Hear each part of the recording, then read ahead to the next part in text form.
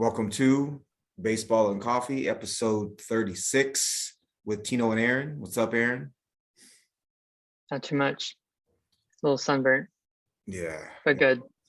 it's hot as hell here right now. It's about 100 degrees here in Walla Walla. Today, we're going to do top 10 rest of season at each field position. So catcher through outfield and our redraft first round for so top 16 if we were to redraft from now until the end of the season, which I think is going to be a pretty fun exercise. Then we'll close out with an open forum and some Donruss cards again. What have your coffee experiences been the last couple of days here? So this is one of those that falls under, I don't know if that my coffee card gets taken away or my coffee card gets enhanced, but we went to Cape May, New Jersey yesterday to the beach and swam in the water for a while, played some baseball on the beach. So I kind of was wore out, had a couple waves take me out. And so I laid down, I woke up and I was like, I need some coffee. So I broke out some instant coffee, had my coffee right there on the beach, had a thermos of hot water. I was prepared. So again, I don't know if that just ups my coffee cred or that makes me look bad. I think that's awesome. Well, I need to clear the cobwebs. I had a couple waves just smack me down. Nice. You got to clarify what the instant coffee was. Give us details. Yeah, so it's Starbucks Via. I like the Veranda. It's the light roast. The other ones are just too ashy and smoky for me, but that one just has a little bit of coffee essences to it.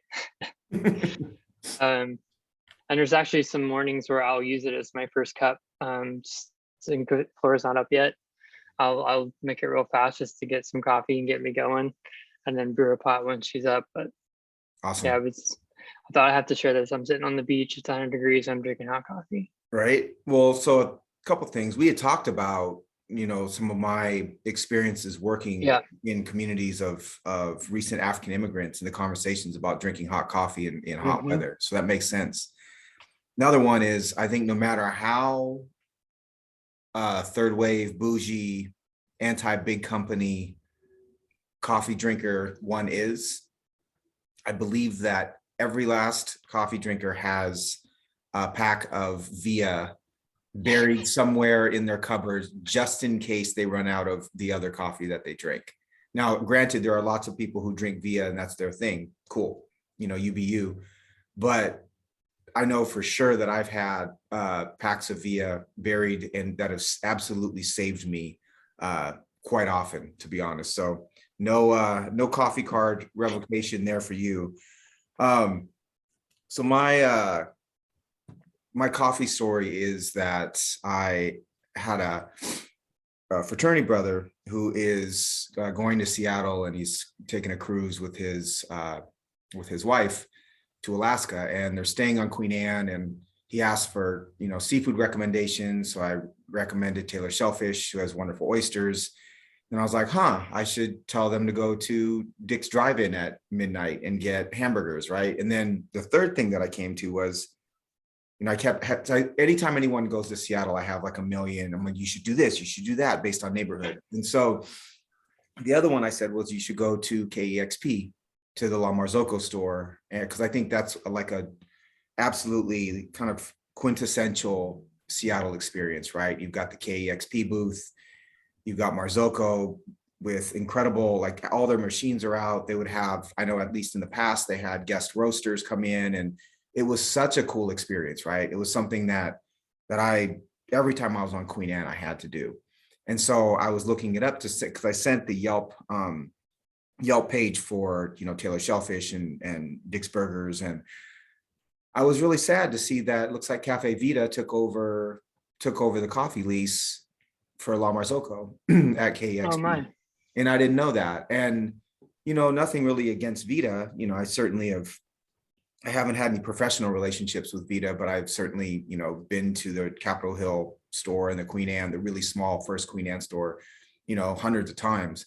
But there was a small part of me, all the memories of the Marzocco store and, the parties there, and just how innovative they were at times, it was just the design of the bar was really different and interesting and new. And there was a small part of me that was pretty sad when I realized that the Marzocco store wasn't there anymore. And it made me one, realize that I've been out of coffee for quite a while. But the other thing was that the shop and the experience, the actual physical experience in a space, has so much to do with your memories of coffee, because I don't know that I could tell you one guest roaster that was at the Marzocco store. I know I've had wonderful coffee there, but there was a small part of me that was just pretty broken that the Marzocco store wasn't there anymore. So anyways, I thought I would share. In my mind's eye, that retail wall they had that ran on the street side and curled around the back of the bar, because it would rotate. Their offerings would rotate. Right. I don't recall ever being there when the roaster was actually there presenting, but I do remember each time I would go, there would be a different roaster highlighted with their coffees, their product. Right. Yeah, because La Marzocco is an espresso company. They make espresso machines. Correct. Now, I should have clarified that. No, it's great.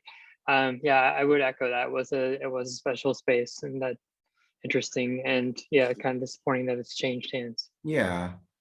And I think that, not to trash Vita at all, but Vita has been one of the larger companies that have taken over some of the smaller spaces over time, and they're, bankrolled pretty heavily. And it was a, kind of sign of the times. I understand that Marzocco probably needed to do it for their business, or it didn't work for their business. But anyways, just a interesting thought. Again, shed a little tear, pour a little coffee out for the La Marzocco space there at Seattle Center. All right, rankings. Let's start at catcher. Do you want to go, I guess, start us off and go 10-1 with your catchers?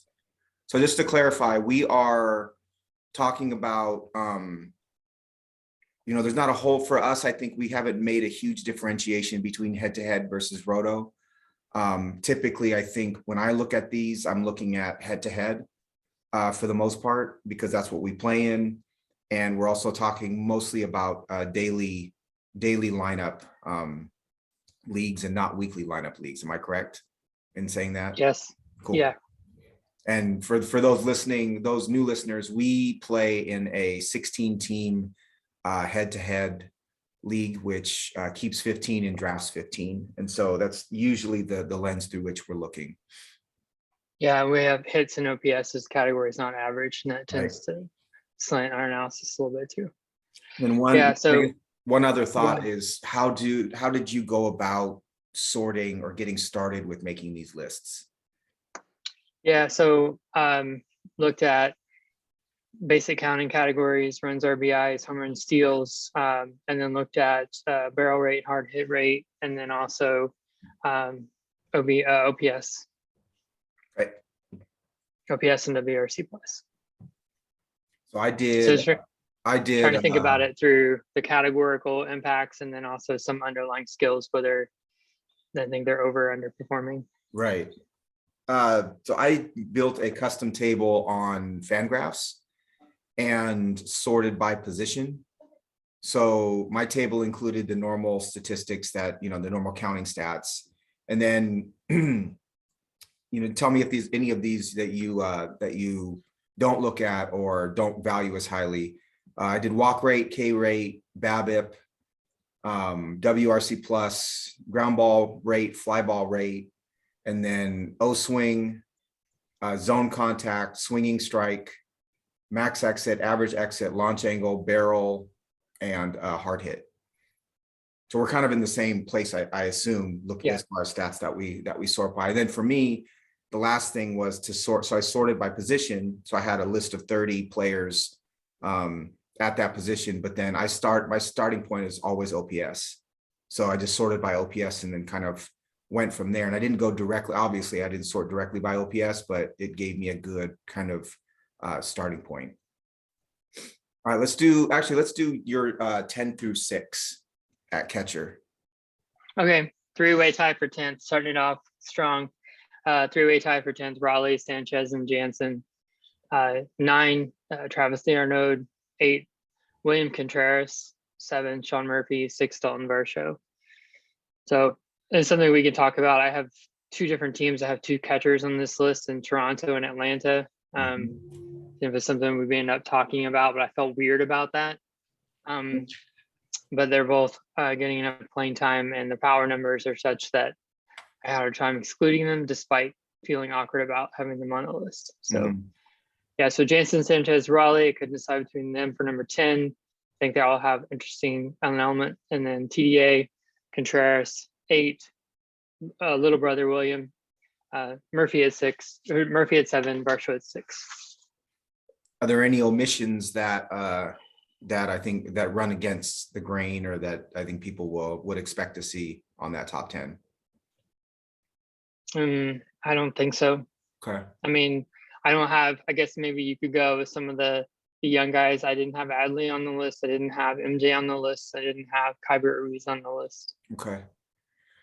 So omissions for me. So let's start with my 10 through 6 are 10 is MJ Melendez, 9 D'Arnaud, 8 Cal Raleigh, 7 Jonah Heim, 6 Tyler Stevenson. And so omissions for me, the big one is JT Realmuto. I think that, people see Realmuto's 8 homers and 12 steals and immediately kind of assume that he's going to be on that list. And I probably shouldn't omit him, but I'm not, because we're in a head-to-head league. I think that steals from catcher mean less than they would mean in a roto league. And all the rest of Realmuto's statistics make me a bit queasy. I guess I should pull him up so that I can justify this, because I guess it may qualify as a bit of a hot take here. 7.5% walk rate, 21.1% K rate, OPS of 722. Now 722 doesn't sound great, but 722 at catcher is good for a 102 WRC plus. He is hitting, his ground ball rate is above 46%. And so I think, that should lead to a better average than 252. So I could see his average going up a little bit, but I don't see his power. I see his power doing nothing but go down based on these numbers. Now, weather is going to impact that as well. He has a swinging strike rate of 10.6%, which is right around league average. He does have a pretty optimal launch angle, and max EV for me, it's more, I just see his skill set as declining. And I think that the guys that I had ahead of him, I valued as players that I think are on the ascent. So I think Jonah Heim and Cal Raleigh are both pretty big power players at this point in time. You could see both of them end up at low 20s, maybe mid 20s home runs with playing time. D'Arnaud I don't love, but I think he overall is a better hitter than JT Realmuto is. And then we'll talk about Stevenson a little bit later. Stevenson's surface stats are great right now. I do see him declining a bit, but he's certainly a better bet for me than Realmuto. And then Melendez is just a play on a hitter that I think is very much on the ascent, and his underlying statistics say to me, balanced hitter, pretty high, above average, and he's going to hit for power. He's also hitting right in the middle of that Royals lineup. The other omissions are, so I had 11 Realmuto, 12 Sean Murphy, 13 Dalton Varsho, 14 Gary Sanchez, 15 Christian Vasquez, and 16 Keibert Ruiz. But again, I think the other part about catching is that it's such a physical position, right? And I tend to value some of the younger catchers because I think that they're able to still have strength and stamina towards the end of the year. You want to go through your 5 through 1? I'm going to step away for 1 second here. Yeah, I would just add real quick. I like the Heim call out. I did, his numbers did pop to me. His ISO is 205. His BABIP's only 284. But I love that over 200 ISO, and the BABIP doesn't suggest that he's been especially lucky. He's only striking out 20% of the time.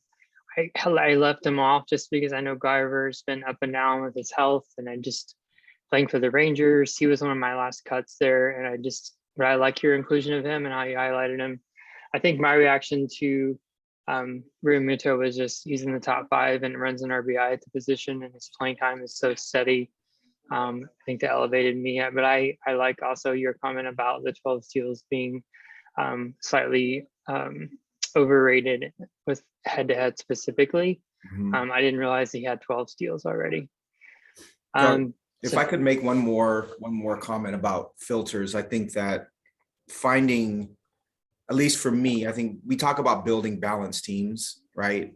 And I like players, especially younger players, who have a pretty balanced ground ball and fly ball rate, because you have a higher ground ball rate. You're looking at a player who might not see all of their power, right? All their power potential. You have that low ground ball rate and high fly ball rate. You have a player who's going to hit for a pretty low average, in all likelihood, on average. And you might see spikes here and there, like one year to the next. But again, someone like Melendez, who he's got a 40% ground ball rate and a 41.3% fly ball rate. And then if their launch angle is also in line, right, close to 15%, then you're looking at a player whose swing path is what you need it to be. Then it's just a matter of, do they get the bat to ball, right? Do they have a discerning eye? And then do they have the actual physicality to be able to hit the ball hard? But for me, that baseline is that 40%, 15-degree launch angle. Okay. 5-1 for me. Stevenson at 5, so we're pretty close at 5 and 6. Realmuto at 4, and then top 3: Kirk, Contreras, and Will Smith. I have Contreras at 5. He's seen a pretty steep decline from him, I think, over the last month or so. Oh, sorry, excuse me. I have William Contreras at 5. That's my bad. I don't know what to make of him yet, but I think he's really, really good. I have Adley Rutschman at 4 rest of season. Wilson Contreras at 3, Alejandro Kirk at 2, and it looks like we agree on Will Smith at 1. I hadn't taken a deep look at Will Smith this year. I knew he was playing pretty well. I was pretty stunned to see, hit across the board, both counting and underlying stats. Will Smith is a genuine superstar at this point in time. Yep. And then I guess the one I need to defend here is Rutschman. I found in every position that I have players that I'm such a believer in their talent that, even the metrics might not say that they're going to justify the rank that I put them at, but I have a hard time thinking that Adley Rutschman's not going to be a top 5 catcher rest of season. The one thing he hasn't seen yet really is his power, but he does have after 182 plate appearances in the majors, he's got a 9.3% walk rate and a 18.7% K rate. So he's putting the ball in play. He also has a 250 BABIP, so we can expect to see that come up a little bit. Launch angle is in line. He's not hitting the ball on the ground too much. He's got all those things, like I said before, that are in line to be a producer. I don't think it's out of the realm of possibility to see him hit closer to 300 with a 360 on base percentage for the rest of the year here. Are you not a Rutschman believer since you don't have him in the top 10? It's for the rest of the season only. I'm still a believer long term. Oh, any other catcher thoughts? I don't think so. You have is there a cliff where you kind of want to have one of the number of catchers and it falls off here? There's certain guys that make me more nervous than others. I have Stevenson in the league that I care the most about, and let me just that makes me feel good. Sure. I guess I'll just leave it at that. Okay. We've been working hard in our NFBC TGFBI team to constantly reinvent catcher, and seeing how well Kyle Raleigh is doing. He's part of that group for us. It's cool to see him up there and see the metrics. Mm-hmm. I have guys like TDA on the list. Like I don't really have confidence in him. Sean Murphy, I don't really have confidence in him. Sure. I don't really know what to make of William Contreras. or Danny Jansen and his ability to stay on or off the field. But yeah, I'm glad to have Stevenson, and I'm glad that Colorado is doing so well for our NFBC team. Right. I think William Contreras is interesting because he's hit 11 home runs, but his ground ball rate is 54.6%. Right. And so there's some things that are a little bit wonky in his profile. He also has an O swing or a zone contact percentage of 76.1. So he's swinging through pitches in the zone, which is not a good sign. So I'm not sure that he's going to warrant that top 5 ranking for me, but we'll see moving forward. For me, if I had, I'd be really happy. This goes without saying, I'd be really happy if I had Smith or Kirk. I think they're pretty locked in there at 1-2. I did trade Wilson Contreras. I don't know that he's going to be a star for the rest of the season. But after that, it's kind of like, let me patch together, 1 or 2 catchers and see what I can get. Neither of us had Grandal on this list as well, which I think is an interesting takeaway because he could prove to be, he's got the talent to be top 5. Go ahead and move to first base. Yeah. All right, let's do same format. Let's go 10 through 6. Okay. France, Bell, Hoskins, Abreu, Crone. That's your 10 through 6? Yes. All right, mine are Schwarber, Olsen, France, Abreu, Josh Bell. Are there any? You say those again. My mind was spinning, thinking where did I have our guy Schwarber? I had him in the outfield. So can you say that again? Got it. So I had Schwarber at 10, Olsen at 9, France at 8, Abreu 7, Josh Bell 6. Okay. So Schwarber, obviously, I think we all know, super low average this year, but he has 29 home runs and an 850, greater than 850 OPS. And he's also stolen some bags. I do think he's gone on this crazy run of home runs. I don't expect him to hit 58 home runs for the year since we're at a sort of a halfway point here, but obviously he's warrants top 10. Olsen at 9. I was pretty high on Olsen at the beginning of the year. I don't, at this point in time, I know he's picked it up a little bit, but I don't know that, first base is so deep. Ty France, some of this is flavor, depends on what you're looking for from the position. I think France is going to give you, he is a legitimate 300 hitter and he's going to drive in runs and he's hitting usually in the 2 hole for the Mariners. But, if you put Olsen over France, I wouldn't have any sort of quibble with that. Abreu's really turned it on. He had a really horrendous start and now he's 304, 387, 470. Just typical Abreu season. Josh Bell's one of the ones that we had talked about, I think, being a lot better than where people had him ranked coming into the year. And I think he's shown that. Do you have any, are there any on the kind of that left off the list that you think would be, most people would have on the list there? I don't think so. Other than that, I did a poor job counting. I gave you 6 guys for 5 spots, but that's all right. Yeah, I think, obviously Schwarber, I'm a believer in him, but I had him in the outfield. There was one player I forgot to clarify with. I just assumed we'd have him in the outfield, and that was my bad. I guess the one that I'm nervous about, I haven't heard you say his name is Rizzo. I have him at 6 rest of the season. He has 112 runs in RBI so far, 22 home runs, 6 steals, which is second at the position, 12% walk rate, 274 ISO. Just looks kind of reinvigorated being in that park on that team. Had a hard time. I mean, I had a gut reaction to having him that high, but when I looked at what he's doing, 11% barrel rate, I just had a hard time. And those 6 steals are not nothing at first base. Right. Only Freeman has more. I don't know. It made me uncomfortable. I felt like he needed to be there. So I had Rizzo at 13. Okay. There's one thing that makes me uncomfortable about Rizzo's profile, and he's got a 34.6% ground ball rate and a 49.2% fly ball rate. So do I think the power is back? And for real, absolutely I do. I think he could hit 40 home runs, but I don't know that he's going to come up off of 224 very much.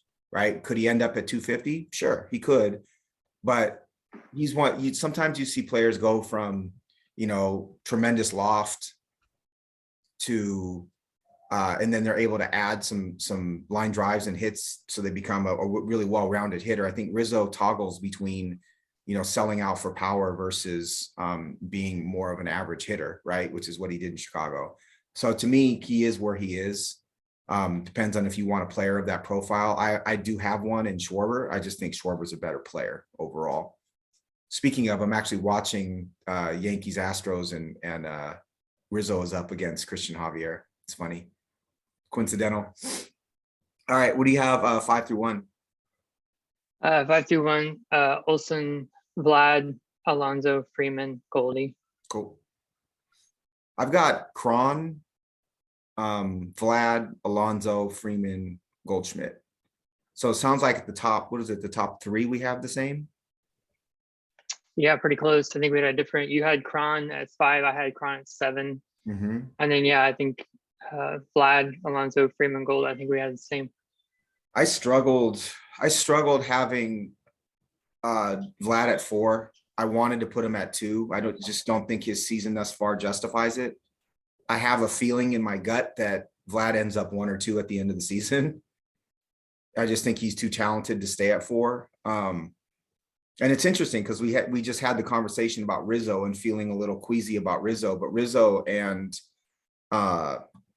Alonso match up in a lot of ways as far as some of the underlying stats go, specifically as far as like how their ground ball fly ball mix looks. It's just Alonso just has a ton more RBIs. I think he has a ton more RBI opportunities, and that's the separator there. Mm-hmm. Did you dive very deep into Goldschmidt?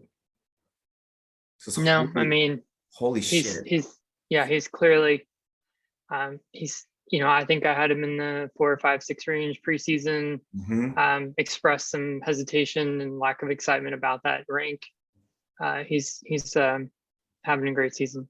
He is. I have him at 6, or I had him at 6, I believe, coming into the season. Yeah, he's got 64 runs, 20 homers, 70 RBIs, and 5 steals, and a triple slash of 330, 414, 590, which OPS is 1.004. Yeah, he's killing it this year.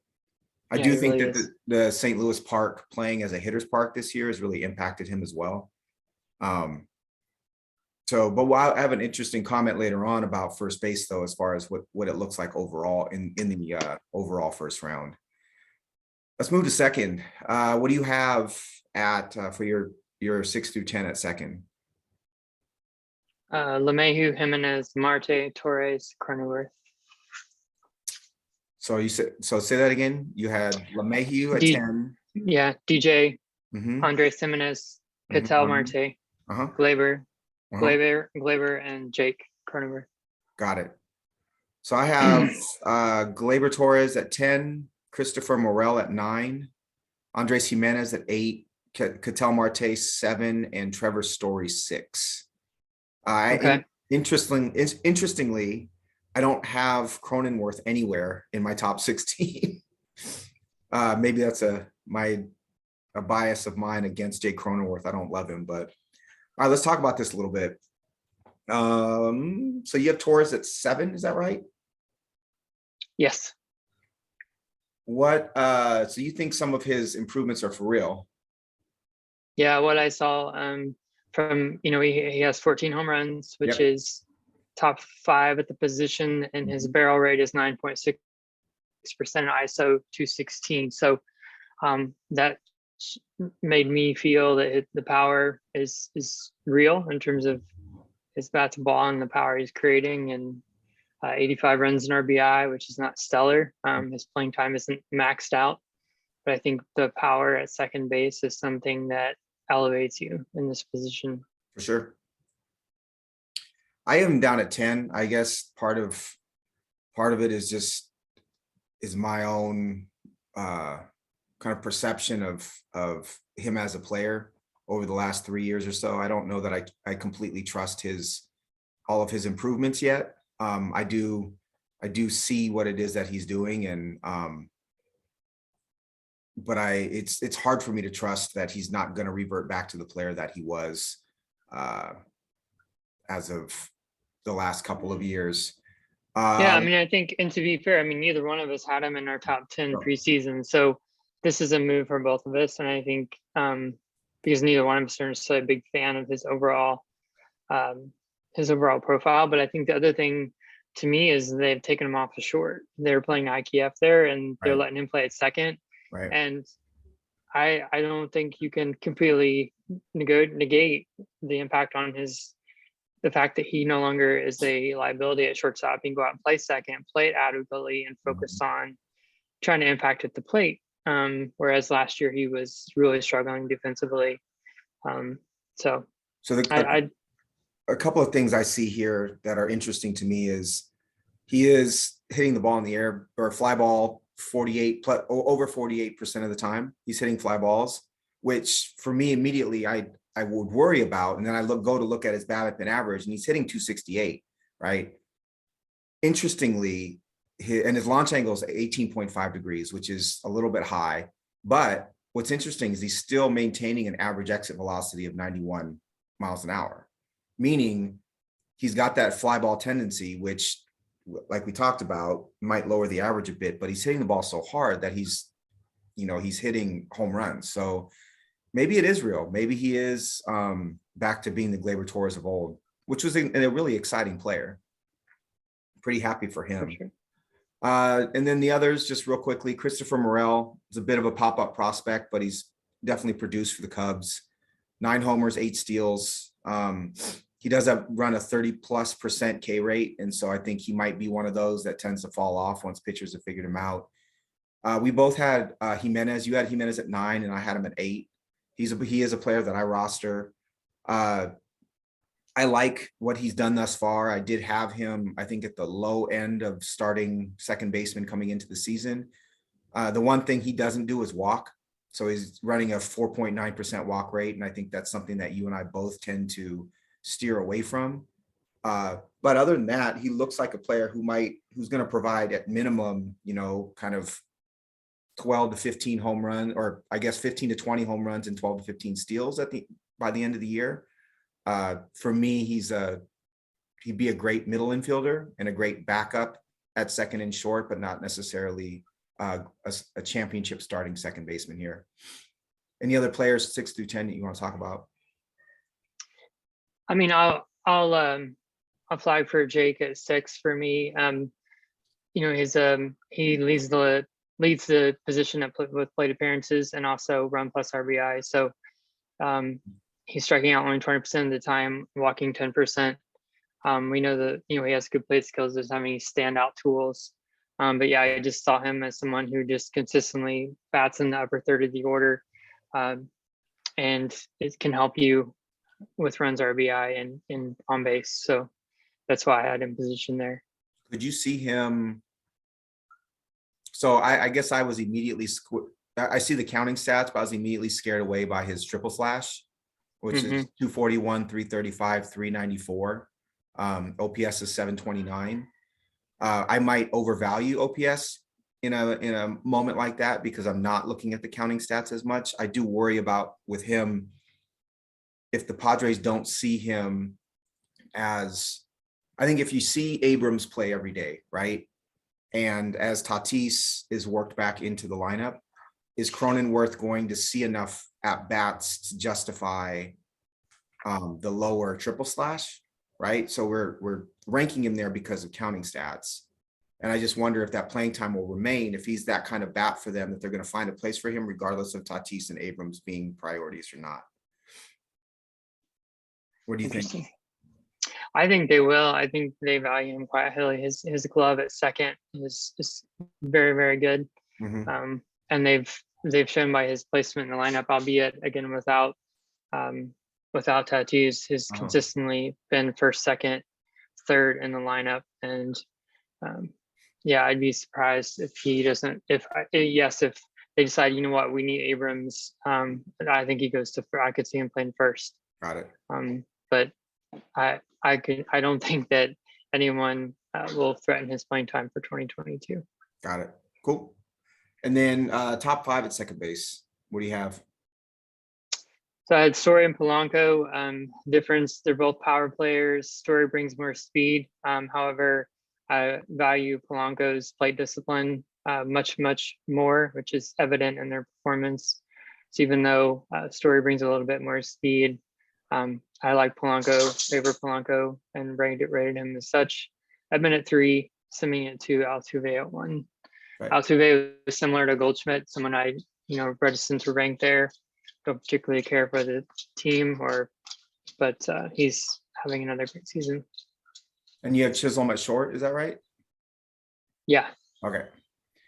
So my top 5 are Edman at 5, Semien at 4, Polanco 3, Altuve 2, and Chisholm at 1.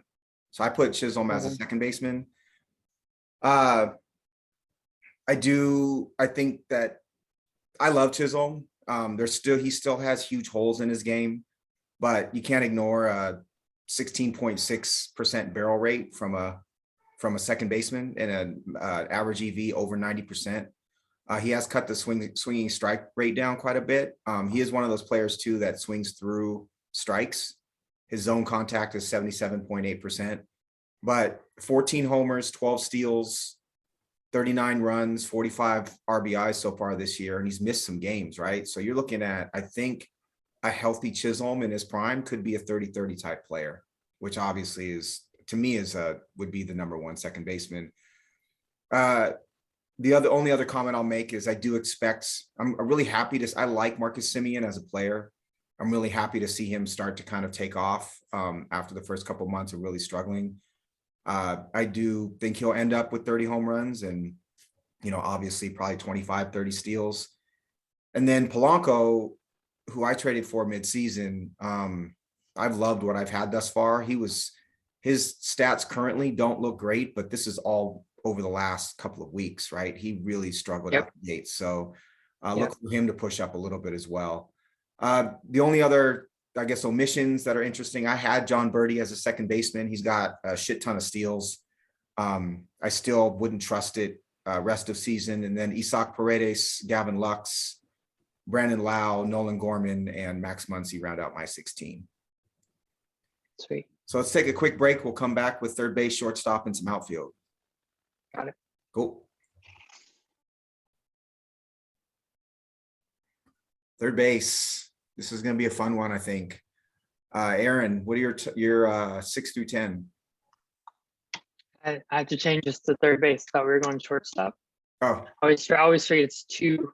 It's 3, 4, 5, 6. Right. No, I always go around. I don't know that. I score baseball. I don't know that. We always go to third. All right, deep breath. So I have Hayes at 10. It's about the steals. He has 10 steals, second in position to Jose Ramirez. But we had this discussion about JT Realmuto, so maybe he doesn't belong there. Drury at 9, Chapman at 8, Bregman at 7, Suarez at 6. Okay. I have now, okay, so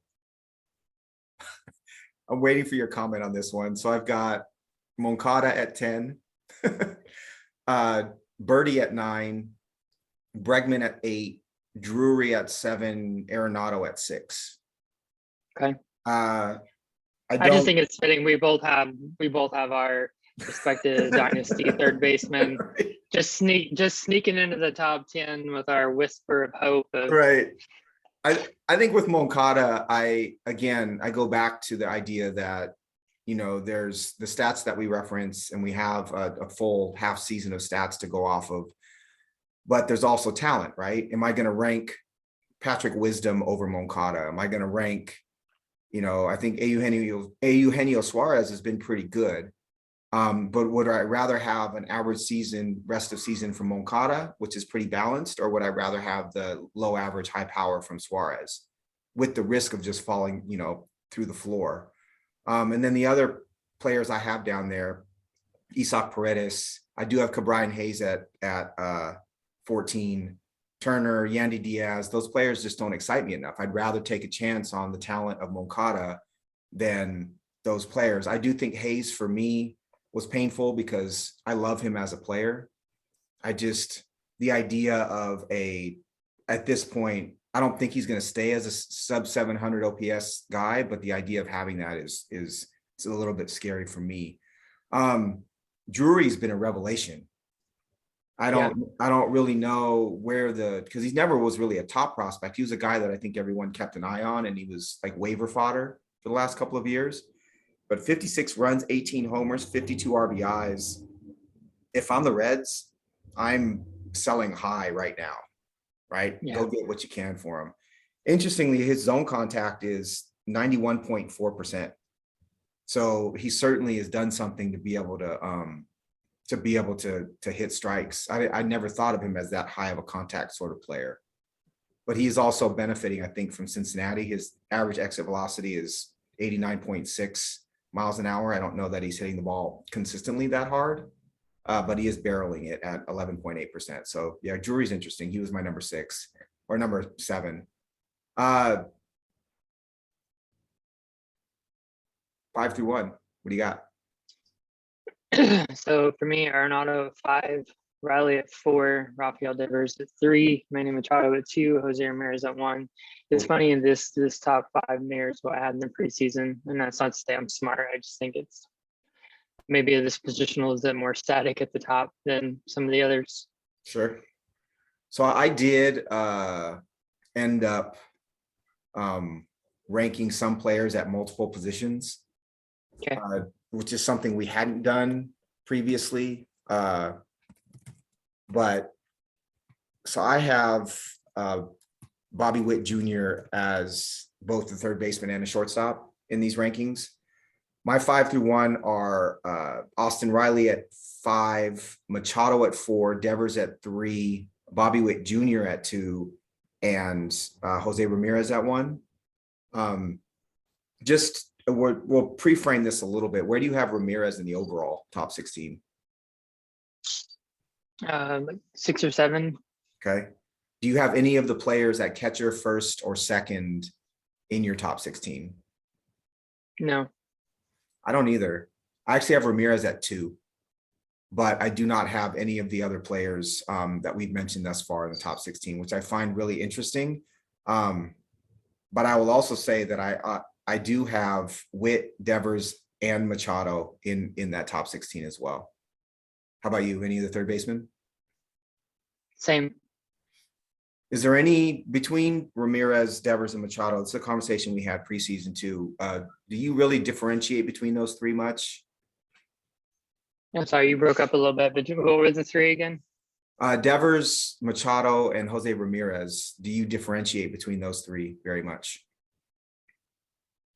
I mean, I think Ramirez stands alone because of his steals, and he's walking more than he's striking out. Between Machado and Devers, I have a strong preference for Machado because of his he doesn't swing and miss as much, and he brings some speed when he wants to, as we talked about so much. You know, Devers has a higher ceiling in terms of power. But I like the consistency and the speed of Machado, but you're really splitting hairs. Right. Yeah, for me, it's Devers has the potential to hit 330, whereas I think Machado while he's a great hitter, doesn't. And I think ultimately Devers might have like a slight, maybe a half tick more raw power than Machado does. And so that for me is the differentiator. And then, yeah, Ramirez is just, if you got more walks than Ks and you're hitting home runs and you're 75 RBIs and 13 steals already, it's pretty hard to argue with that profile there. Are you a believer in what Riley's done this far? Because I think we were both pretty low on Austin Riley coming in. Yeah, I definitely had a question mark beside him. I mean, it's just hard to ignore 27 home runs and a 16% barrel rate. Right. Yeah, I mean, no speed, still striking out 25.8%, which is not, I mean, that's hovering around league average. So right. 290 ISO. I mean, he's just at this point looking like a premium power option. Which is, to me, I'm surprised because a lot of what we saw coming into the season was that we didn't expect him to hit for as much power.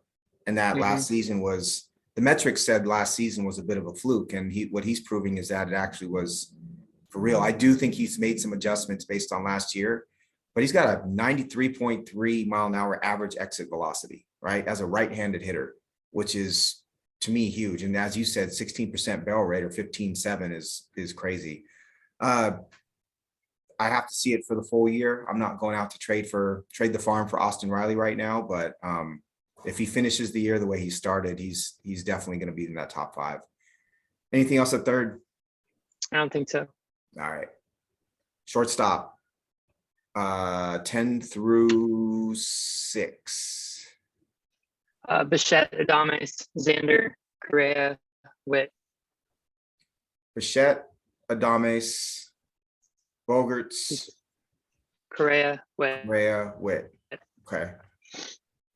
I have Tatis, Tim Anderson, Pena, Bogarts, Bichette. I have Correa at 11, and I have Adames at 14. Do you have Tatis in the top 10? I do not. Okay. So you're not a believer that he's going to come back anytime soon?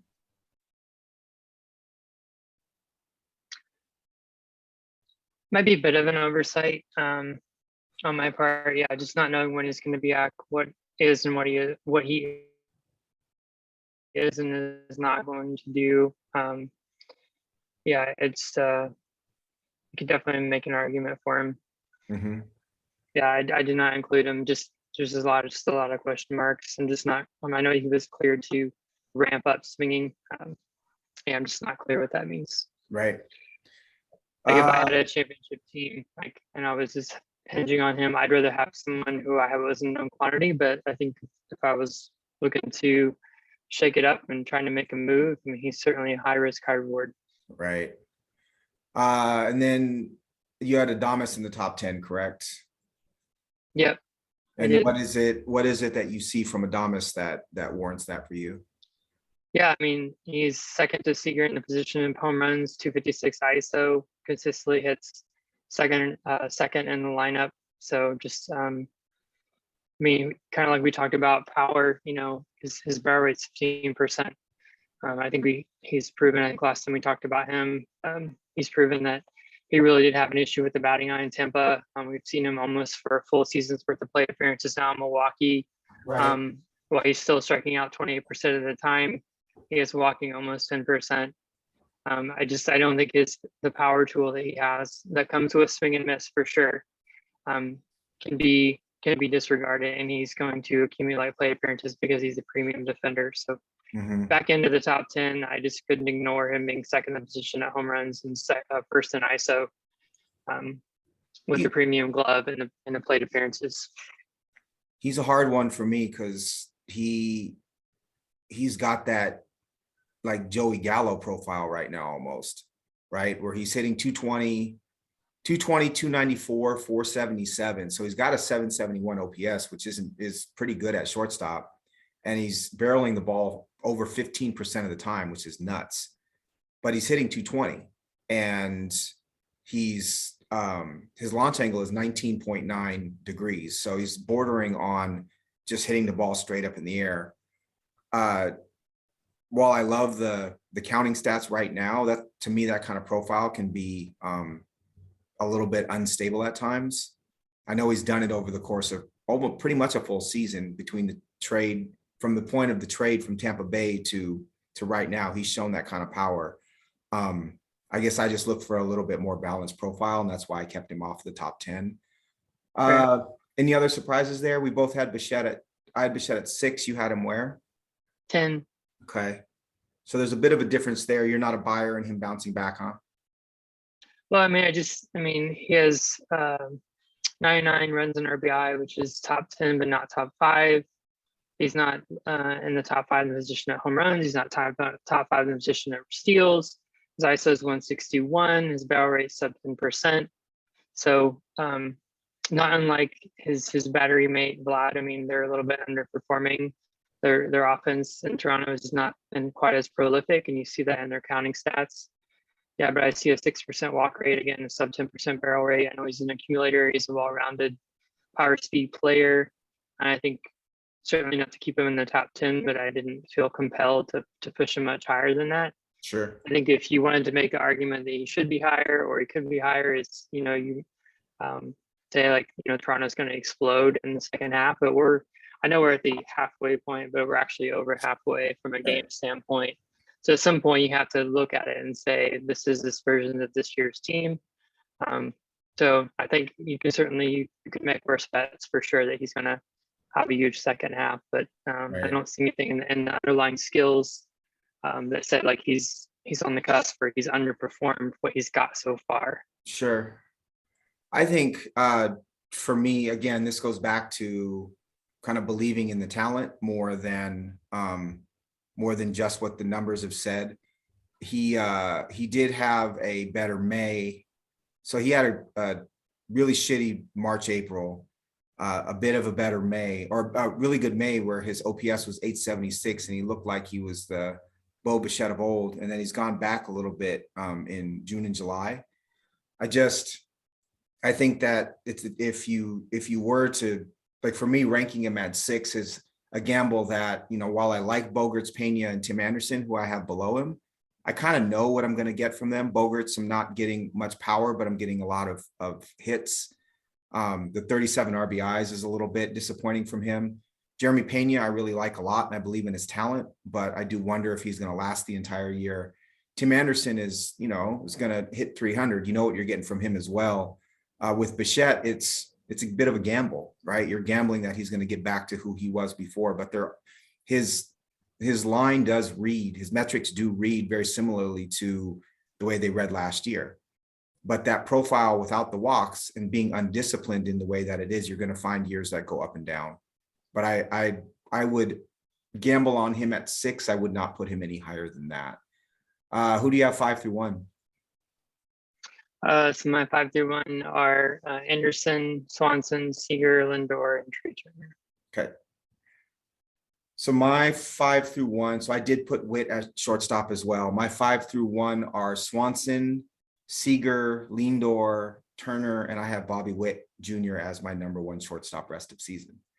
So Swanson, we both believe, is going to maybe not do exactly what he's done thus far, which is 60 runs, 15 homers, 53 RBIs, and 14 steals, but that he's not going to plateau either, that he's going to continue to do something, maybe 80-90% of what he's done this season. Safe to say? Yeah. Cool. Seager. So Seager's your guy. I love Corey Seager too, but Seager's the guy that you roster in our league. Why don't you share a little bit about what you expect from him the rest of the season? More of the same. I mean, you look at his numbers right now, they look drastically different than they did even like a month to 6 weeks ago when he was batting like 215, 220. He had an incredibly hot June, but like his track record is he gets better as the season goes on. His BABIP also kind of belated, that's not the right word. It portrayed an increase in performance. The quality of contact he was making, he wasn't getting any results, but yeah, 228 ISO, which is second to Domini's, leading the position with home runs, 100 runs and RBI. K rate all the way down to 16%. I think he, Texas is a more neutral environment. Does diminish right-handed power, but left-handed power, it's more neutral. He's very comfortable hitting there, and yeah, I just continue to expect more of the same from him in the second half. He's just a really good hitter. And it's just really fun to see the power come along with some of the contact that we know is in his profile. Mm-hmm. What do you make? So I think of him as a really skilled hitter. What do you make of his 14% swinging strike rate, though? I think that's what kept him from putting him higher than 4. I see the other stuff, and I don't believe that he's a true 14% swinging strike rate guy. I think he's a 40 home run. He's probably 100 runs, 100 RBIs, 40 home run guy, right? And his average is going to come up above 251 where it is now. Do you have more information as to why he does have more swing and miss this year than he typically does? I know he's changed his swing a little bit. Yeah, I mean, I've seen him make a couple subtle adjustments in his stance. I know he's constantly working on it, but I would be interested to see that like month over month, or if there are certain pitch types. Maybe it's going to qualify for a deep dive to try to see what's behind that. Like again, I just see the overall strikeout rate is very good. Right. But yeah, the individual swinging strikes, would be interesting to see. If I know he's always been a very first pitch swinging aggressive type. I don't know if he's changed that at all, but I have to dig a little bit deeper to answer that with any accuracy. I do wonder, because his K rate is lower than most of the players on this list. Yes. And I wonder if he has a two-strike approach. That's my initial reaction would be that he has a two-strike approach that's different than swings his first two strikes, right? Because you don't typically run a swinging strike rate that's near your K rate in that way. Yeah, it seems incongruous. Yeah, it's weird. But I love him. I think that there's the potential for him to kind of leap to superstardom. Just the type of hitter he is and the way he approaches his craft. I love it. Lindor was at 3. I think both of us, for us, probably was just the fact that, despite a 248 average, he's got 54 runs, 66 RBIs already, 16 homers and 10 steals. He's kind of back to being the Lindor of old, right? I think people think of Lindor as a little higher average hitter than he actually has been over the last 5 years. But from a production standpoint, it's all there again, which is pretty cool to see. It's kind of almost a rebirth. Trey is Trey, right? He's doing the Trey Turner thing. I think his steals are a little lower than maybe people really want from him. He's on pace to steal about, 29, 30 bags as opposed to, or 30, 31 bags as opposed to, 50. To me, that was the big differentiator between him and other players. So that might drop him a little bit. Bobby Witt Jr. So he's, just to preface this a little bit, I have him as my number 1 shortstop and as my number 6 overall player rest of season, if we were to draft. I know that we have some disagreement there. I typically don't love players that run a 5% walk rate. But he's such an incredibly premium athlete. And I think the adjustments that he's made over the course of the season have been incredibly impressive, right? From looking like just having way too much swing and miss to being the player that he's been thus far. I think he's completely on the ascent. It's probably a bit aggressive. I think if I was being a little more rational, I mean, he'll probably land at the end of the season somewhere at the turn, right? Somewhere between, say, 12 and 17. But for now, given his positional flexibility and explosiveness, it would not surprise me to see him end, as a 30 home run, 35 steal guy, which is pretty insane to think about from a rookie, and a young rookie at that. I know you don't agree, but we'll see what happens from there. And yes, I do have Julio above him, FYI. Anything else that's short? No. Okay. We're gonna do outfield 1. I did do 2 and 3. It's pretty goofy when you start looking at the names at outfield 2 and 3 for us in a 16-team league. But let's do outfield 1. We're gonna do 1 through 6 or 16 through 1 in the outfield. Let's do our first 5. What do you got? Reynolds, Stanton, Pham, Yelich, Robert. Reynolds, Stanton, Pham. What were the others? Yelich, Robert. Robert. Huh. Okay. Interesting. So I roster Pham, and Pham is at the bottom. It's 3rd from the bottom of my outfield 2. I do love him. I think his underlying stats are nuts, but that's interesting. And then Reynolds, Robert's a bit low, in my opinion. What is it that you don't see from Robert that you'd like to see? Walks and ISO. Mm-hmm. Okay, fair enough. Fair enough. Well, what about all the other stuff? What I do like is the 12 home runs and 11 steals, a sub 20% K rate. He has 102 runs in RBI. that's another thing that there's 1, 2, 3. So there's less than 10 guys that have 100 runs in RBI so far. He's in that group. So I love those things. Like I said, I love the improvement in K rate. I'm wondering if that's come at the cost of maybe a little bit of his power, and we'll see some of that come back. His barrel rate right now is 9%. So it doesn't portend maybe a ton more power just yet, or that show that he's underperforming his contact so far. But I think, yeah, I mean, he's a player that to me is ascending. It was 126 WRC plus, and that's, you looked at his K rate coming out of his first couple of years, it's something that really gave me a lot of concern. So I think he's trending in the right direction. It's going to take some time for it to all come together, but I don't think 12 is a terrible rank. No, I don't either. He's still running. I'm saying it more because he was like a borderline first round pick for a lot of people coming into the season. Oh, okay. He is running a 15.4% swinging strike rate and a 46.5% ground ball rate. And those two things I don't particularly like, nor the 4% walk rate. But I also can't say that about him and then be a Julio fan as well, right? Who has some similar stuff going on. Any other players in that range that you want to talk about? I don't think so. I think it's interesting to look at Robert and Rosarena, who I have at 11, right above him. Yeah, you know, Rosarena also has 12 home runs, but he has 19 steals, which is honestly more than I would expect it out of him. A very similar ISO, but he's striking out more.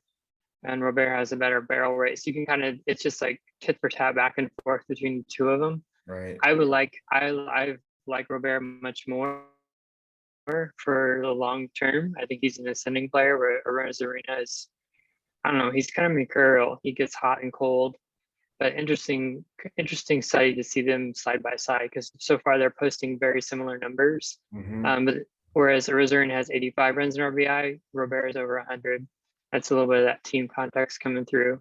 And Robert's done that with 45 less plate appearances because he had an injury. So, are you not worried about Rosarena hitting the ball into the ground as much as he does? Because that's for me. So I have him in the middle of my outfield too. And that's why I just think that I can't count on the power from him, right? I would like to see an average higher than 254 if you hit the 52% ground balls. I would expect a 300 hitter from someone that fast who hits the ball into the ground that often. So the profile is, I think that both of us like predictability, right? But we look for different things in predictability, if that makes sense. I think that for me, looking at a hitter like a Rosarena, his power could just fail at any point in time. And to me, that would make me really nervous in valuing him enough to go out and acquire him. But as an outfield too, coupled with a superstar, absolutely, I think a Rosarena is great. So my 16 through 11 is, I have Andrew Vaughn at 16, Starling Marte at 15, George Springer at 14, Taylor Ward at 13, Mike Stanton, I'm not calling him Giancarlo, Mike Stanton at 12, and I have Byron Buxton at 11. As much as I love Buxton, he's basically become a home run hitter, and that's it. He's not stealing bases. He's hitting what, 230 right now, I think. Let me bring it up real quick. 216, 293, 531 is his triple slash with 23 home runs. So 50 runs, 23 home runs, 43 RBIs, and only 2 steals. So part of the attraction of Buxton was the fact that you almost counted on 15 to 20 steals, right? So if he's now going, because of the injury risk, he's now going to be just a hitter. He's become one of those, low average, big power types of guys who, while he's carried me at points in time this season, I don't know that I view him as the same hitter that I once did. Do you have a take on Buxton not running this year? I know we both are in agreement as to why. I don't. I mean, he's clearly trying to preserve his hip and his knee and his kinetic chain, everything in between. Right. So, what do you think about him, from a dynasty perspective? Do you think that he's going to start to run again at some point in time, or do you think this is who Buxton is? I think I'm more concerned, like you said, the all or nothing approach. I mean, one of the things I loved about him coming into the season was not just the prodigious power, which we know that he has, but he was a prolific doubles hitter as well. I mean, he was sitting in the high 200s, and he led all the baseball and expected extra base hits, and driving into the gaps and things like that. So every time I see a highlight of him now, he's just seems like he's reaching and just selling out to pull the ball to left field. So I would love to see him try to be a little more balanced again. Whether that comes with speed or not, I just think he's too talented of a hitter to just be a one true outcome kind of thing. Right. But also, I mean, he's not 100%. So, it's a tough thing to deal with for anybody. So I was wondering if his launch angle was higher this year than any other year, but interestingly, so it's 20.5 degrees this year, but in 19 it was 20.3, in 20 it was 23.6, and in 21 it was 13.3. So it's not a launch angle thing necessarily. Yeah, but I remember him hitting absolute rockets, like line drive right down the left field line and cruising into second with a double. Like I picture that over and over again, and we haven't seen any of that this year. It's interesting because I love him and I can't see a scenario where I don't roster him, but I also feel like if this is the player that he is, he's not the cornerstone that I once thought. So that's why I have him at 11. What is your 10 through 6? So we had a Rizzer at 11, and then 10 through 6, Springer, Buxton, Trout, Soto, Schwarber. Springer, Buxton, Trout, Soto, Schwarber. So you have Schwarber at 6, huh? I do. Interesting. Tell me about that. 29 home runs, only trailing Aaron Judge. 295 ISO, 21.7% barrel rate. He has 120 runs in RBI. Again, only trailing Aaron Judge. More than Yordan Alvarez. So same walk rate as Yordan Alvarez. Obviously his K rate is higher. So I have him, those plate skills push him down, but production wise so far and in an OPS power league, I think he's premium piece. I don't see any reason for him to slow down in the summer heat in Philadelphia right now. 21.7% barrel rate. It's sick. Which is at least on this top however many list is second only to Aaron Judge. Yep. Which is funny. He said that about a lot of his stats. It's pretty wild. I do roster him in our league. I did not expect this from him. And I know I've talked a little bit of smack about this particular type of profile during these ranks. He's one of those that kind of supersedes that almost, right? Like you can not like the profile, but this is the kind of player you just can't pass on because there's so much of it. I am pleasantly surprised. I'm also surprised at the 4 steals. I didn't expect to have 4 steals from Schwarber at this point in time. He is my 10. I have Robert at 9. I think that, and then Tucker at 8, Betts at 7, and Trout at 6. For me, I think that's more of a reflection of wanting steady production across the board. I would rather I think that it's more valuable, in my opinion, to have steady production across the board from players this high rest of season than it is to get all of that power from a player like Schwarber. So I value that, which is why players like Robert, Tucker, Betts, and Trout, who outside of Trout provide, runs and steals as well. Trout falls in that Buxton category a little bit. Obviously, he's a much better hitter, but he stopped running. And so his value is predicated solely on the hit and power tool. And I do think that is something that's a conversation we're definitely going to have over the off season. How do we look at these aging players who used to have tremendous speed, and do we think it's coming back? And then 5 through 1, what do you have? So pains me to say, but Tucker 5, Julio at 4, Mookie at 3, Yordan at 2, and Aaron Judge at 1. So no Soto. So Soto was at 8 7 or 7? 7. I have Soto at 3. You think he's staying in Washington? I have no idea. I look at Soto's stats, and my immediate thought is he doesn't even have an opportunity to play, right? He's in such a shitty offense that he's walking 20% of the time. I know that he's run really high walk rates in the past, but I think he's got like two more gears to reach if he's playing in a legitimate offense. I had a problem not ranking him 1, to be honest with you. I had thoughts about ranking him 1. I ended up ranking him 3 ultimately. So no Acuna for you as well? He should be on this list. That's an oversight on my part in these stats. And he might have gotten filtered out by lack of plate appearances. He should be on this list. Where would you put him just at first glance? I put him in before Schwarber, like around between like Julio and then either Tucker or Acuna right there. Got it. So he just seems to be battling some nagging things, injury-wise, that are just interrupting his consistency.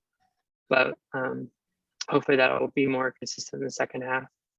I agree. The thing about him is, I think it's actually it's a lower body injury, but he's just running, man. Like, and he's one of those, like we talked about previously, who's not, like from a StatCast standpoint, is not that fast. But he just is, every time I look at the Braves score, box score, he's got a steal, right? I look at Gamecast and he's got another steal. And so for me, he's 4. I've got Yordan Alvarez at 5. Alvarez is just, I think he's getting better as a hitter, right? He's such a pure hitter. I worry about his knees. He's not providing any speed, which for me is why he's at 5. I've got Acuna at 4. I do think that Acuna is he'll start seeing his power more.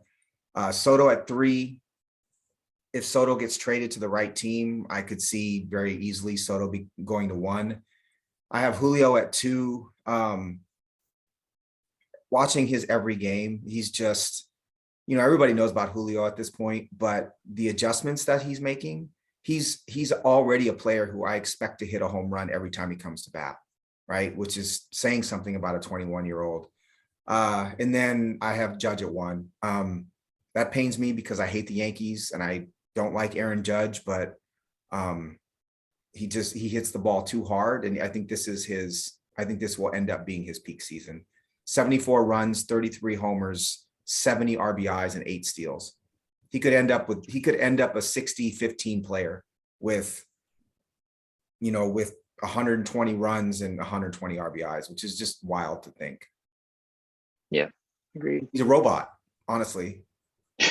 He is. To me, I think of him as a robot because he has very little charisma as far as what I can see. Very little charisma. Very little. He emotes, but in a very canned sort of Yankee sort of way. Just not my favorite player, but you can't argue with the statistics. And his ground ball rate, his fly ball rate, everything's in line. He doesn't chase. His Z contact rate for someone that swings as hard as he does is 86.1%. Swinging strike is slightly above average, but his average exit is 95.4 miles an hour. Yeah, I was going to say 61% hard hit rate.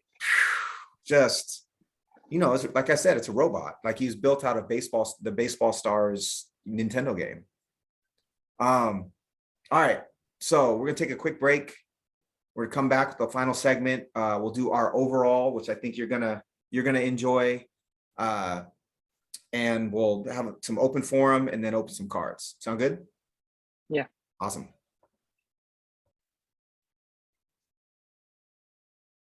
All right, here goes. Overall top 16. Why don't you start us off? Do you want to just go 16-1 or you want to go do it in blocks again? We can just go 16-1. All right. We've already talked about all these guys, so cool. I'm not going to say I'm super. You have pitchers. Go ahead. Yeah.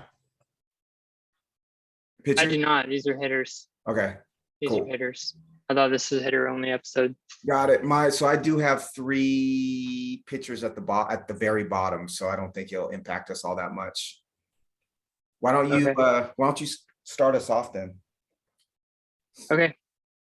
All right. So I have Riley Seager, Vlad, Lindor, Altuve, Devers, Machado, Freeman, Tucker, Julio, Betts, Alvarez, Goldie, Turner, Ramirez, Judge.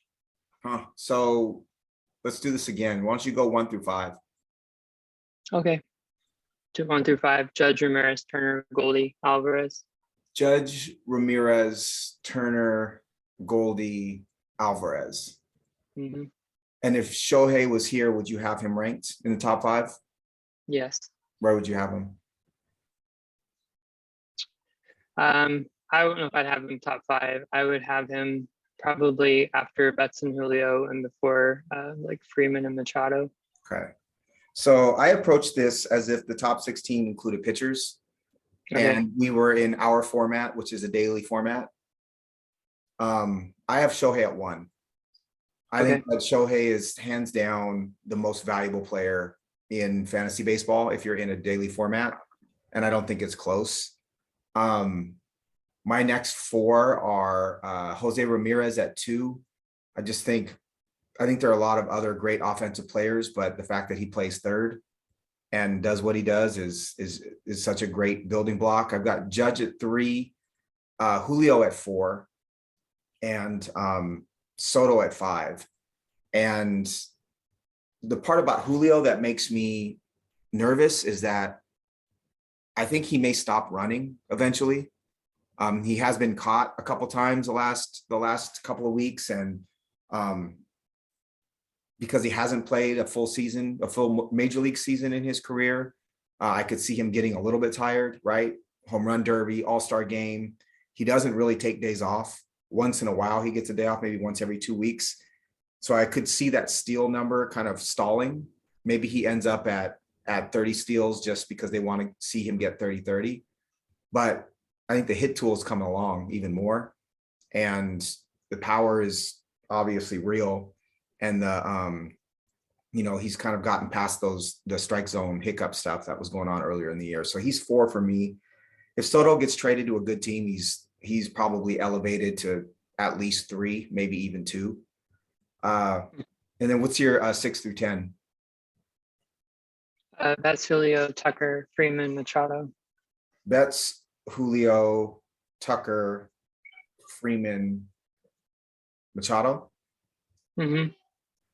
So I don't have a first baseman in my top 16 at all. Of course, I included pitchers. In my perspective is if I look at the top 10 first basemen that we talked about, I would be really comfortable with any of them. And I think the difference between where Goldschmidt and Freeman land at the end of the season is not going to be demonstratively different than where, say an Abreu or a Ty France or Matt Olson end up, in my opinion. So it's more of a value thing. So my 6 through 10 is I have Bobby Witt Jr. at 6. I think he's just on the ascent. And I actually looked up his month-to-month stats on Fangraphs during the break. And he really has leveled out to be a pretty consistent player at this point in time. I'd like to see his walk rate come up, but his athleticism, he's just so incredibly explosive. And so runs, homers, steals are all going to be there from this point forward with him. And with shortstop and third base eligibility this season, to me, that's incredibly valuable. After that, I've got Acuna. I think he's just back to being, he will get back to being Acuna with the power. Trey Turner, Yordan Alvarez, and Mike Trout rounds out my top 10. You have Betts over Trout, is that right? Yes, I do. And what's the thought process with that? Better player, better team, in my opinion. You talked about well-roundedness. I think I have a little bit of Angels jadedness. Unfortunately, I see a lot of Angels baseball because of my love of Ohtani, and they're just despicable. Like, they just play sloppy, they make mistakes, they make all the wrong moves, and I think it really is getting to the point where it really diminishes the way I look at their players and their value. But anyway, yeah, I just think Betts is, you spoke to this earlier, of someone who has a well-rounded profile. He helps you everywhere. He had that little bit of a hip issue, or was it a hip, or I can't remember what kept him out of the lineup recently, but before that he was just scorching. And I just think he's going to have a really huge second half and help you pretty much everywhere. He does everything from a power plate approach, speed standpoint that you could want. Yeah, I look for him to get back to that.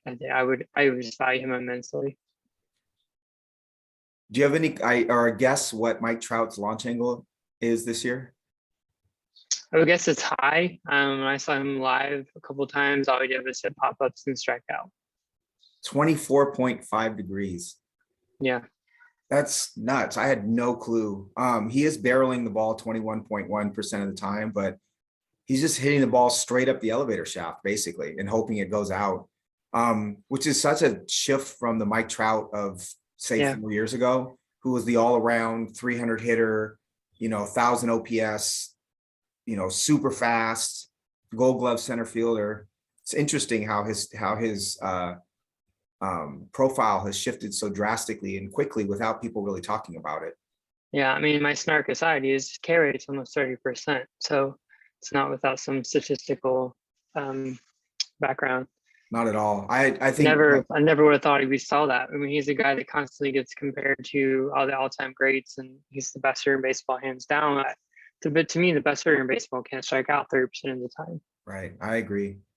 The thing about Betts that makes me, that does, I guess, that why I rank him below is I don't see quite. It's not. He doesn't have the speed that he once did, or he doesn't have the stolen bases, I guess is a better way to put it, that he once did. And he's always been, at least maybe this is just my perspective, but not as explosive as of an athlete. He's very, very skilled. And so I don't see quite the upside at this point in his career that, if Trout ended up with 50 home runs, I wouldn't be shocked. And I don't see Betts with quite that potential, but I think you can mix and match those two. And I think you're happy with either of those two players. And then your bottom, your bottom six. Yes, after Manny, my last six were Devers, Altuve, Francisco, Vlad, Seager, and Riley. Okay. If you were to include pitchers in this, where would those pitchers go?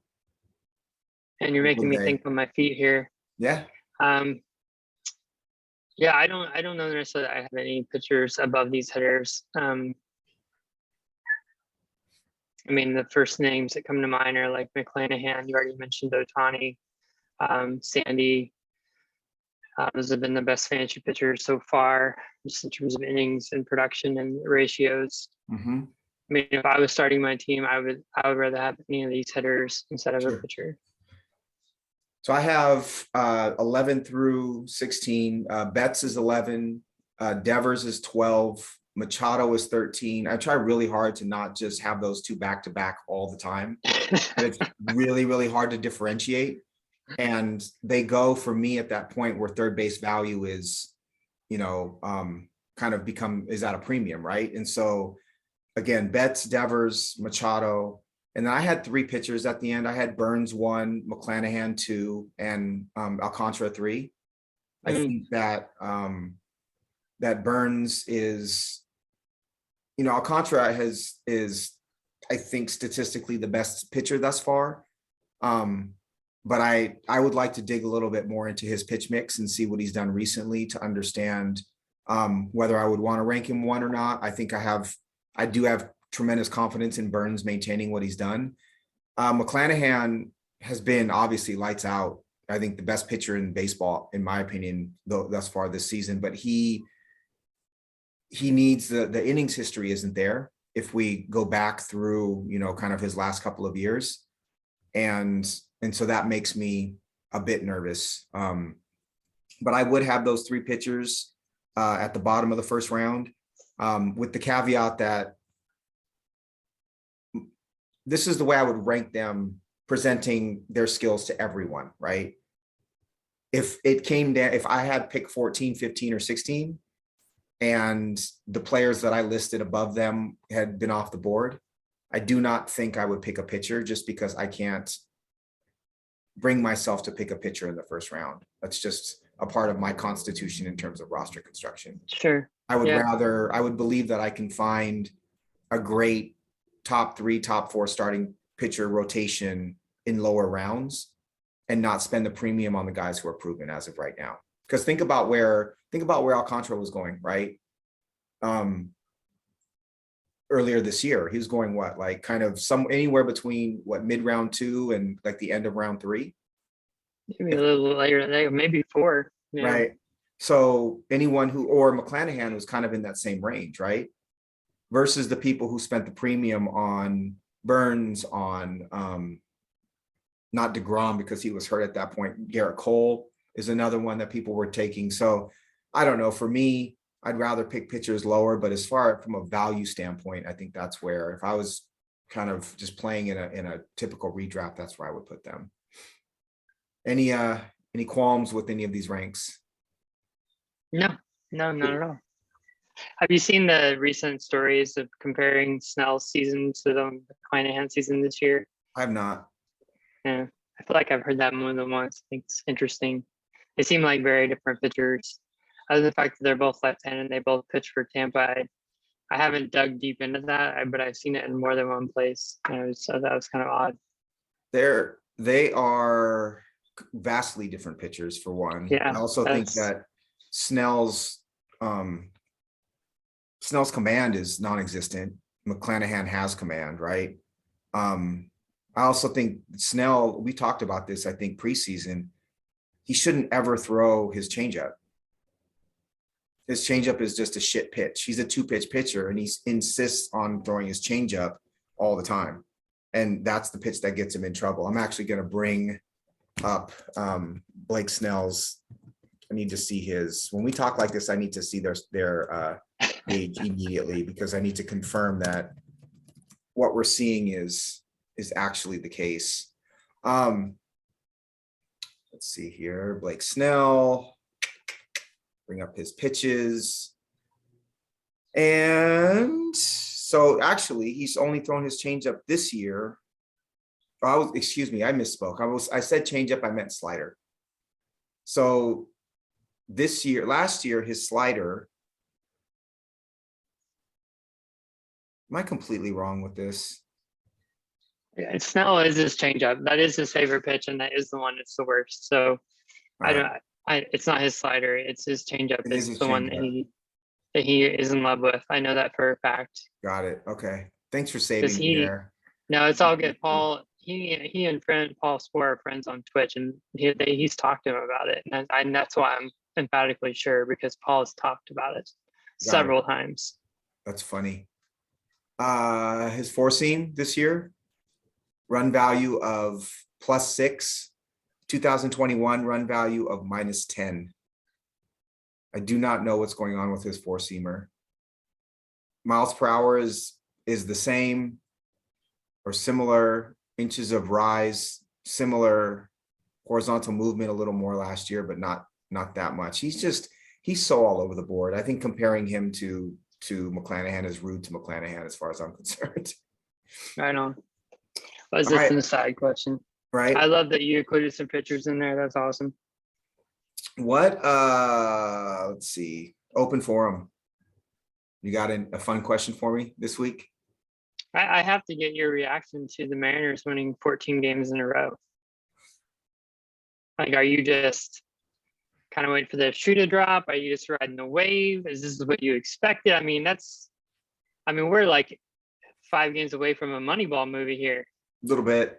A little bit, yeah. I think the cool thing is that for me is, this is going to run so counter to so many things that we talk about, or so many opinions that I have voiced over our time doing the pod, but the attitude of the team, kind of the chemistry of the team right now, right? JP Crawford is the leader of that team, but Julio has injected like so much energy into like the minute to minute, it's not even like he's not a rah guy who's going to give a speech in the locker room. It's like every double is this, million megawatt smile, right? And Right. it's contagious, right? They very smartly brought on Carlos Santana, who's, who Julio really looks up to. And, if you choose from any first baseman that's going to hit 230 with some home runs, you might as well bring in the dude who your franchise player looks up to, right? And I think that's had an impact. Cal Raleigh hitting the ball has had a tremendous impact on the team. But I just think that there's incredible chemistry.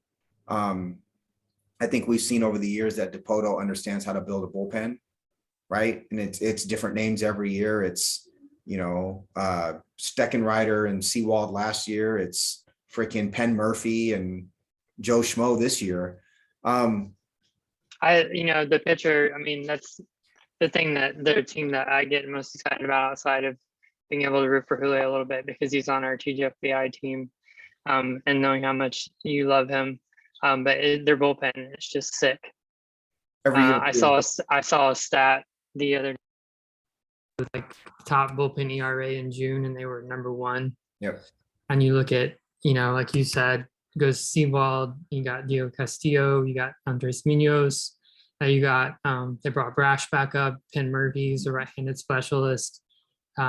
Festa can get outs. Like, I know that we've on our thread and stuff, we talk up the missing, pitchers, the guys to go 8-9 innings and the overuse of the bullpen and all that remains, but there's still something really engaging to me about a bullpen of arms that just come out and shut the game down. Right, a dominant bullpen.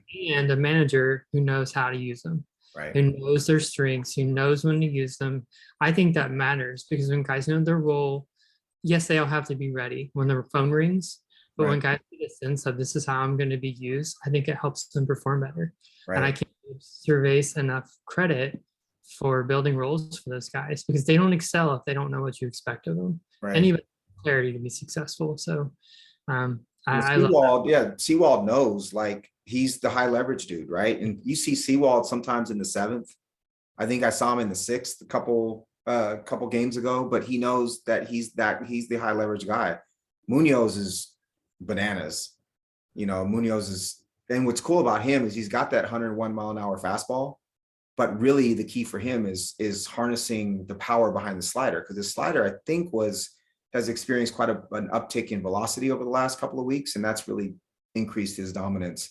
The cool thing is I don't know that any of the pitchers are overperforming right now, right? No, I think Gilbert is doing Gilbert things. I don't love his underlying metrics, but I'll continue to ride the innings. I think he's going to settle in as a middle rotation starter, not a top of the rotation starter.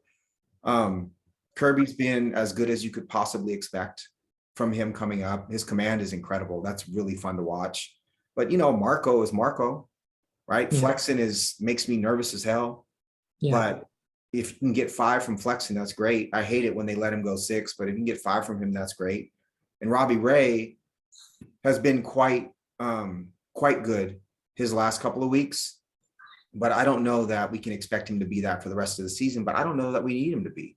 This is just a team of balance. I'm super excited. I really, this is my favorite, even above Michigan football. Like, Mariners baseball is my absolute favorite sports team. And so I appreciate you asking the question. Absolutely. Give also Kyle Lewis. I want to see him out there. Well, I think he's supposed to come back on Friday, if I'm not mistaken, which is really cool. Can't wait.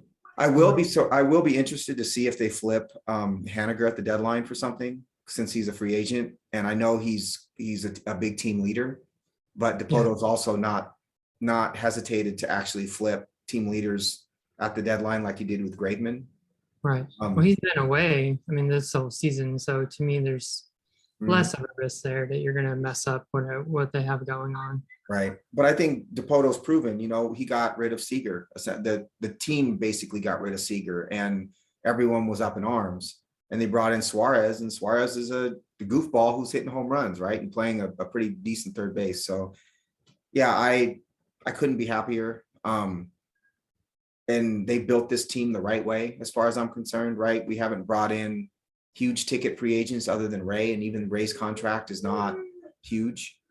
But really, ultimately for me, it's Julio, right? Julio is my Griffey now, and it's pretty darn cool to have a player of that caliber, of that level of personality to look up to and to root for. So thank you for asking the question. Yeah, for sure. My question is of, I think of less, what's the word? It's not quite as serious.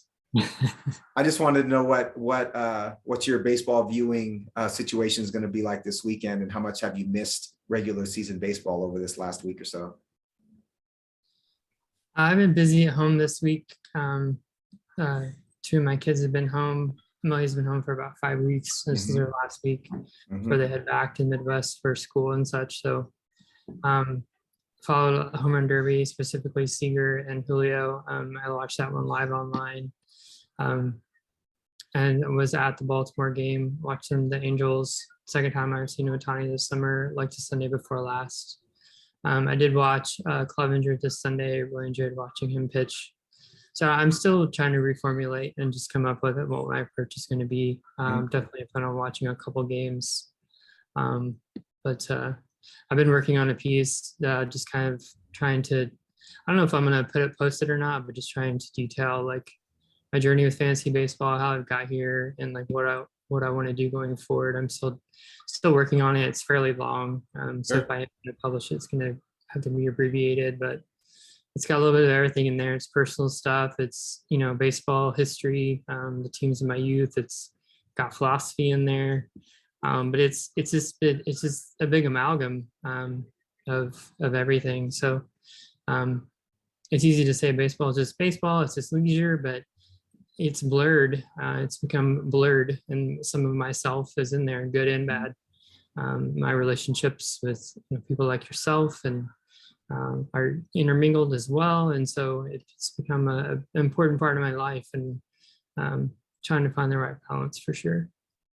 I would say just publish the whole fucking thing.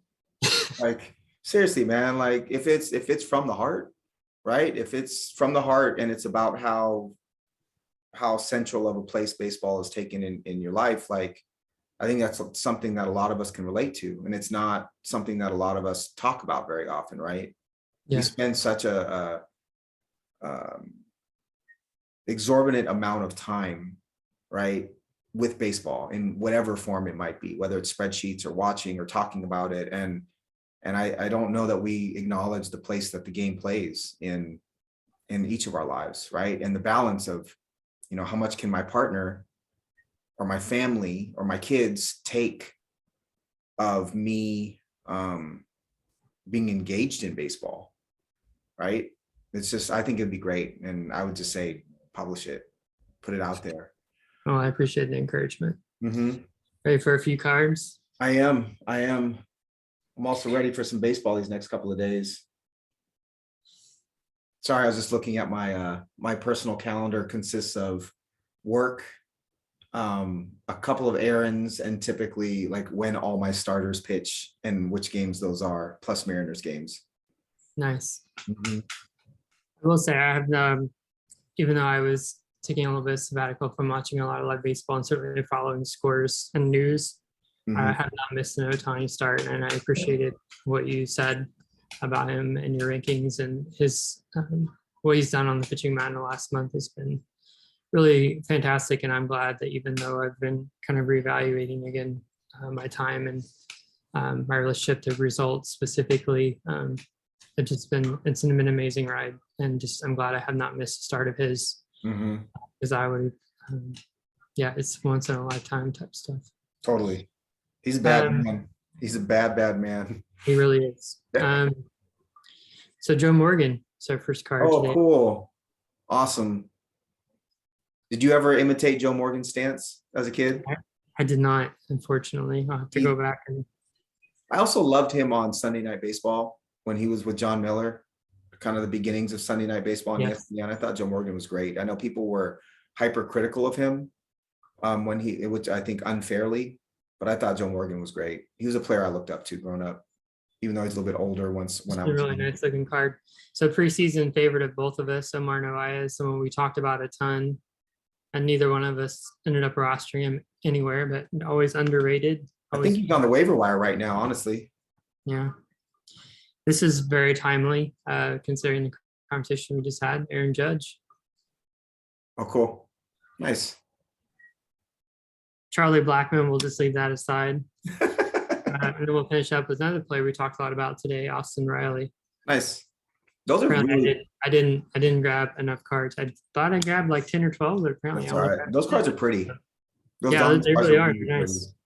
I'm gonna have to make a trek back to Civilization to get some cards pretty soon here. Literally don't have anywhere to buy it other than Walmart, and Walmart's not my fave. Let's just say that. No, let's. Cool, man. All right, Tino. All right, brother. It was a pleasure as always. Yep. All right, Bye. you too.